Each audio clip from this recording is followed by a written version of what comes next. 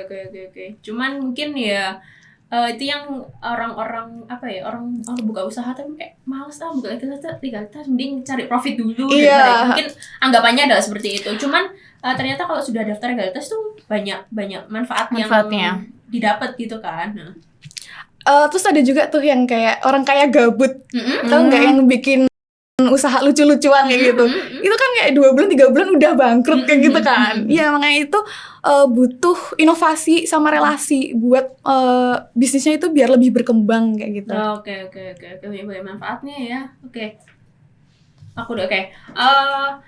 Berarti kalau sebuah usaha itu sudah punya legalitas, berarti kan salah satu manfaatnya adalah dapat kepercayaan dari konsumen. Konsumen pasti akan percaya. Kan? Benar nggak sih? Iya benar. Dan akhirnya konsumen kan kadang memilih ya ini usahanya emang udah ada. Kadang kan kalau misalnya makanan nih kita beli makanan ini makanannya udah halal apa belum sih? Iya benar.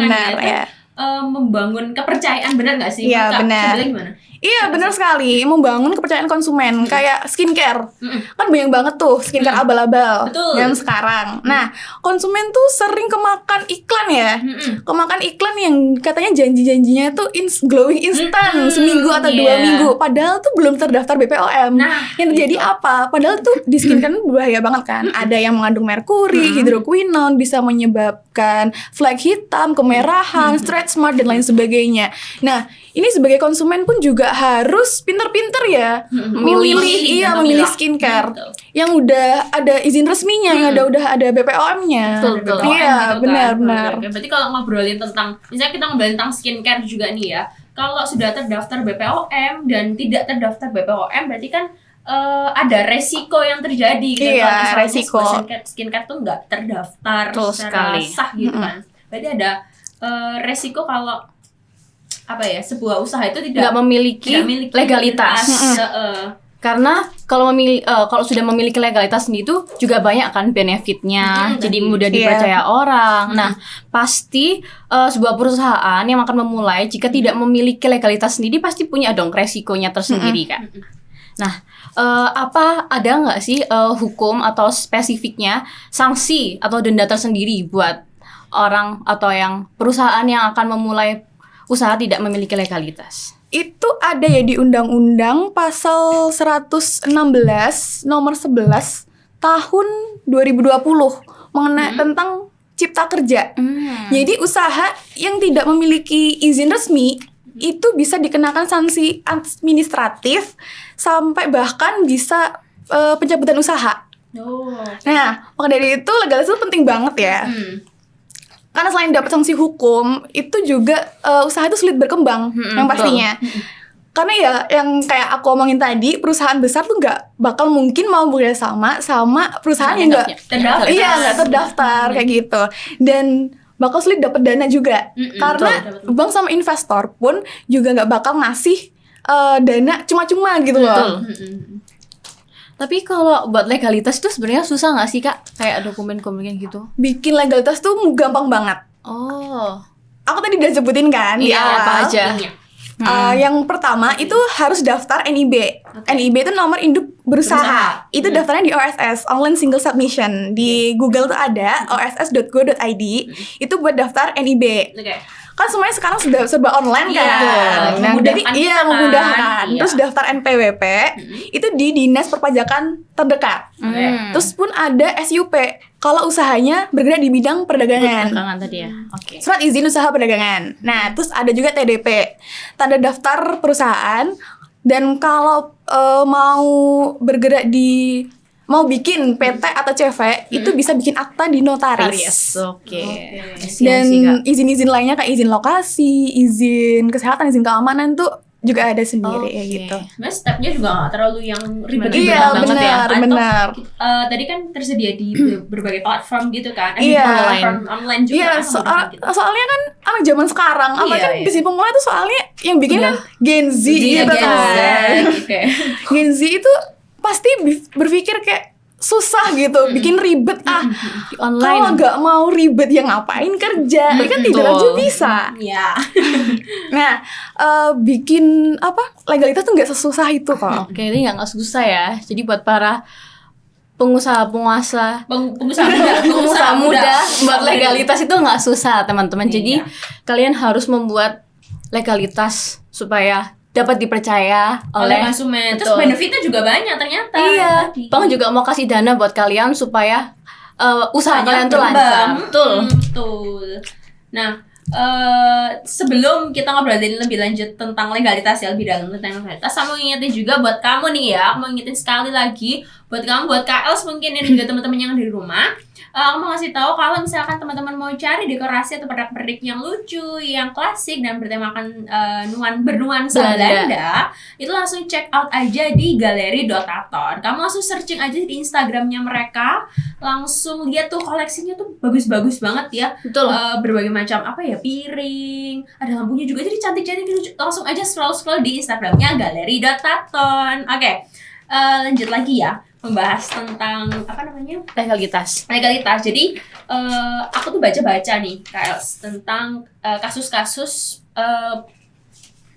usaha yang tidak mendaftarkan legalitasnya, tidak mendaftarkan usahanya secara sah gitu. Jadi aku bacain ya salah satu kasus ini tuh oleh klinik kecantikan yang ada di Singosari di Malang, Kak. Nah, klinik kecantikan itu namanya Ria Beauty. Jadi ada seorang bernama Ria Agustina, itu adalah seorang dokter abal-abal. Dokter abal-abal pemilik kecantikan, pemilik klinik kecantikan Ria Beauty gitu. Dan ternyata dokter ini tuh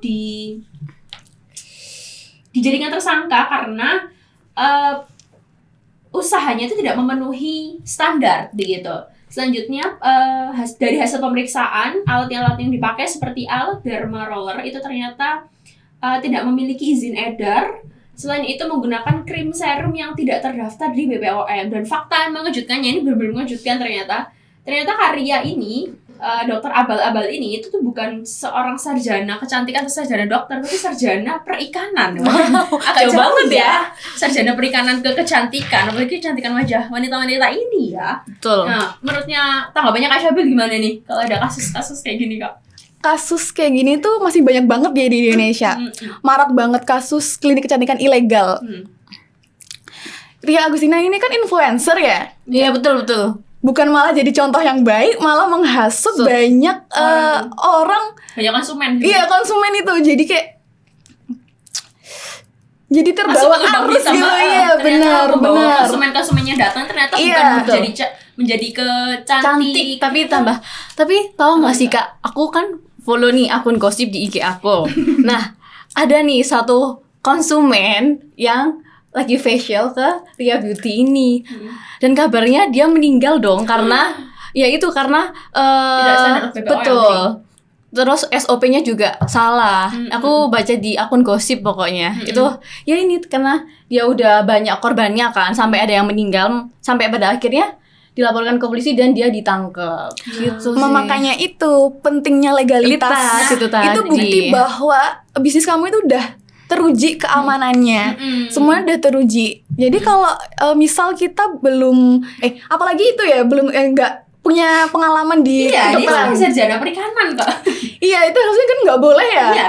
Misalnya kita ini ya, contoh simpelnya itu aku nggak suka masak, tiba-tiba pengen jualan. Kan nggak laku. Memaksa. Nah, itu bikin iming-iming di Instagram. Okay. Biar instant glowing gitu kan, Betul. pakai barang-barang berbahaya dan lain sebagainya. Cure, Sedangkan iya. konsumen tuh tiba-tiba ya udah percaya aja, karena mukanya kayak Ria kan juga glowing gitu ya, padahal kan pakai produk yang lain. Mendukung. Nggak mungkin dong pakai produknya sendiri. Iya. Itu mungkin para konsumennya ini mikir singkat aja kayak yaudah deh di sana alatnya juga lengkap, bagus-bagus, murah lagi. Nah, Murah. itu para Tergiur. wanita nih ya jangan tergiur karena murahnya. Benar, Murah sih boleh. Cuman kita harus tahu ya standarnya ini usahanya itu memang sudah sah atau enggak. Kalau sudah sah itu istilahnya kalau sekolah itu udah standar. Iya, Udah KKM. benar. Udah Iya, KKM udah 75 benar. lah. Minimum udah 75 udah KKM. Kalau belum KKM nih hasilnya kayak gini sampai berefek sama taruh nyawa gitu ya. Betul, iya, benar. Kayak gitu. Oke, aku mau tanya satu lagi nih, karena aku dari anak manajemen ya Kak ya. Misalkan nih, kalau kita lihat Kak Ria ini ternyata membuka lapangan pekerjaan misalnya. Dia punya berbagai pegawai karena memang banyak konsumen yang datang ke kliniknya Kak Ria ini, dan juga ya itu tadi tergiur karena murah sehingga banyak pegawai dan akhirnya Kak Ria ini membuka lapangan pekerjaan. Kalau dilihat dari sisi manajemennya ya Kak ya, wah ini bagus karena memperkerjakan orang, memberikan lapangan pekerjaan kepada orang gitu kan. Cuman di satu sisi kliniknya ini kan memang tidak berstandar gitu kan. Kalau dilihat dari manajemen ya nggak boleh juga ya, karena nggak ada standar. Nggak ada standarnya. Cuman kalau kita lihat dari mempekerjakan orang, ada lapangan pekerjaan orang, itu kan ya oke. Cuman satu sisi nggak sah juga, nggak baik. Gimana kalau menurutnya? Itu bisa ngerugiin banyak orang ya. Iya. Yang pertama usahanya ditutup, semua orang pun juga jadi pengangguran kan. Ya pastinya nih Ria Agustina ini ngerugiin banyak orang gitu loh. Iya, mungkin iming-iming awalnya dia memberikan lapangan pekerjaan banyak, cabang sana, cabang sini mungkin ya. Tapi ternyata ujung-ujungnya kalau nggak terstandar usahanya, itu dia ternyata pegawainya nggak tahu ya, mungkin pegawainya. Tapi ini tuh juga harus ditanyain pemerintah setempatnya, kok bisa diam aja? Soalnya nggak ada pengawasan gitu loh. Iya, soalnya kan masalah ini udah 7 tahun. Iya kan, udah bertahun-tahun kan berdirinya. Pemerintah setempat tuh juga ya udah nggak ada pengecekan atau dan sebagainya, baru ketahuan selama 7 tahun. Iya, mungkin baru ada kasus-kasus yang muncul kayak yang tadi meninggal itu kan miris sekali ya. Jadi baru pemerintah baru lihat gitu ya, oh ternyata banyak klinik kecantikan. Jadi juga pemerintah setempat juga harus dipertegas lagi pengecekannya, evaluasi buat pemerintah setempat ya Kak ya, bener. Supaya memperhatikan rakyat-rakyatnya, terkhususnya kan ini kan terjadi tidak hal-hal yang tidak diinginkan ya Kak ya. Mungkin berimbas ke klinik-klinik yang lain yang sudah berstandar, teman. Kepercayaannya konsumen, balik lagi ke kepercayaan konsumennya jadinya ya. Jadinya enggak kesana dulu kayak gitu ya. Iya, jadi konsumen tuh rugi banyak banget, dah rugi uang, rugi waktu. Rugi taruhannya bener. Itu kan branding muka ya, apalagi cewek-cewek ya Kak iya, bener. Mau ngilangin bopeng-bopeng malah efeknya malah parah lagi. Uangnya juga sayang. Oke. Lalu buat para pendengar Pet Lions, semoga habis mendengarkan podcast kita kali ini tentang legalitas, supaya kalian apalagi para Gen Z pasti mau membuat Gen Alpha betul gitu ya. Membuka bisnis kan. Itu pentingnya legalitas yang sah supaya kalian juga dapat dipercaya oleh negara, diakui oleh negara, dan bahkan kalian memiliki investor dana dari bank ataupun dari pengusaha lainnya. Jadi itu ya pentingnya Teh ya. Oke, jadi dari sedikit perbincangan kita sama Kak Elsa gitu ya tentang legalitas sebuah usaha, kita bisa lihat ya, kita ambil contoh aja kasus yang tadi gitu ya, bahwa legalitas usaha itu sangat penting karena berkaitan langsung tentang kesejahteraan dan juga keselamatan seorang manusia gitu kan. Nah kalau misalkan ini klinik kecantikan itu kan berhubungan dengan fisik, berhubungan dengan medis. Kalau nggak berstandar atau nggak beroperasi tanpa izin yang pasti, itu kan juga dampaknya sangat merugikan tuh kan, nggak hanya finansial tapi secara fisik mungkin mau cantik tapi hasilnya jadinya lebih parah gitu kan, terus mengancam nyawa juga gitu kan, dan akhirnya hasil ujung-ujungnya ini masuk penjara dan nggak jadi usaha deh. Niatnya mau membangun branding diri, mau membuka usaha, mau cari cuan yang banyak gitu ya, ujung-ujungnya mendekam di penjara. Betul sekali. Gitu. Menghabiskan waktu-waktunya di penjara ya. Itu pentingnya sebuah legalitas usaha. Nah, aku juga mau kasih tahu buat teman-teman juga, nggak hanya teman-teman yang mau buka usaha, tapi teman-teman konsumen juga ya mau cari-cari usaha yang misalkan mau cari ke penyedia barang atau jasa yang kamu inginkan gitu ya, kamu harus teliti gitu ya, nggak boleh asal murah, asal promo, asal diskon besar-besaran, kan harganya nggak make sense mungkin. Betul. Ya harganya murah banget, aku di sana kayak gitu ya misalkan kan. Bijak dalam memilih kalau kata orang, ada harga ada kualitas. Betul, kita juga harus tahu latar belakangnya perusahaan tersebut bagaimana. Jadi sebagai konsumen harus bijak dan harus teliti ya. Teman-teman harus cermat dalam memilih sebuah usaha begitu. Benar. Mungkin ada kata-kata yang mau disampaikan buat teman-teman, buat liners di rumah. Kita manggil teman-teman liners. Oh, liners. Oke. Liners. Buat teman-teman semuanya, itu jangan asal memilih barang untuk diri kita sendiri. Kita harus mengedukasi diri kita sendiri. Jadi sebuah legalitas tadi kalau kita ulangi lagi ya, legalitas itu sangat berdampak gitu sama usahanya teman-teman. Kalau kita lihat tadi ada beberapa poin yang disampaikan oleh Kak Els. Betul.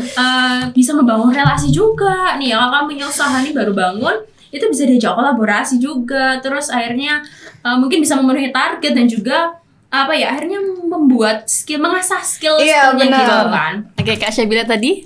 Iya, jadi kita harus mengedukasi diri kita sendiri sebelum membeli barang tersebut. Jadi kita nggak bisa menyalahkan barang itu salah, sedangkan diri kita nggak tahu. Jadi kita juga. Nah, kayak skincare tadi. Nah, sebelum kita membeli barang-barang abal-abal itu, saran aku sih harus konsultasi sama dokter yang ahli gitu ya. Sekarang kan ada tuh di aplikasi Halodoc, itu. Kita harus, itu kan murah juga kan. Iya sih, bayarnya buat pelajar kayak gitu. Itu pasti kalau misal mau butuh rekomendasi buat kulit kusam, kulit sensitif dan lain sebagainya kan ada. Nah, buat para teman-teman nih, jangan tergiur dengan barang murah, apalagi janji-janji manis. Betul. Kayak gitu, janji-janji manis, glowing instan apalagi udah jelas gak ada ya. Iya. Namanya hidup sehat pun juga prosesnya Pasti juga mahal. panjang. Nggak Beauty mungkin is pain, teman-teman ya. Nggak ada kayak seminggu langsung glowing tuh, nggak ada. yang instan. Iya, pasti itu berbahaya barangnya. Oke, kalau buat teman-teman yang mau buka usaha, ada nggak sih saran dan tipsnya dari Kak Els? Saran aku yang itu tadi 3 poin penting sebelum buka usaha. Yang penting tuh kalian harus perbanyak relasi dulu. Betul. Kayak misal kalian ikut organisasi atau lain sebagainya, itu juga penting banget buat membangun relasi. Yang kedua, kalian harus menentukan target marketing kalian. Misal kalian buat makanan nih, makanan kan nggak bisa tuh buat semua kalangan. Misal juga kalian mau bikin healthy food, berarti kan untuk orang-orang yang benar sekali gitu kan, harus menentukan target marketing. Kalau nggak ditentuin, gimana pasarnya siapa? Iya gitu benar kan? banget. Nggak sesuai target. Terus yang ketiga itu skill, udah pasti kan. Betul. Kalau udah punya relasi, punya target marketing, skill tuh terpenting banget juga. Kayak gitu. Oke, jadi dari perbincangan kita di episode 5 ini ternyata itulah sebuah pentingnya legalisasi sebuah usaha. Ada poin-poin yang nggak didapatkan kalau kalian tidak melegalkan usaha kalian. Gitu ya, Din ya. Kamu mau bangun usaha nggak? Mau sih meneruskan usaha orang tuaku. Oke, bagus. Jangan lupa usahanya dilegalitaskan. Oh, sudah. Karena kemarin aku membantu orang tua aku membuat NPWP. Oke. Gampang kok teman-teman. Jadi kalian nggak perlu khawatir susah karena buatnya cukup mudah kok. Lewat online kan juga Iya, bisa. betul. Ya? Oke. Kalau gitu terima kasih banyak ya Kak El sudah mau diundang ke episode ini. Jangan kapok ya Kak ya. Mungkin kita bisa ngobrolin lagi tentang ini lebih dalam mungkin ya. Dunia perhukum-hukuman ini lebih dalam. Ya. Karena kan aku anak manajemen ya. Jadi aku nggak tahu. Sharing. Iya. Lebih ke sharing ya nanti ya. Oke. Terima kasih teman-teman buat mainline semuanya udah di rumah udah nonton. Jangan lupa buat subscribe, follow, like semua video kita. Jangan lupa di-share ke teman-teman kalian. Dadah.